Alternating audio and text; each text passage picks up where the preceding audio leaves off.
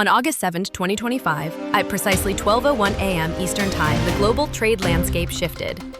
The United States activated the most sweeping tariff overhaul in nearly a century, raising import duties on over 70 countries.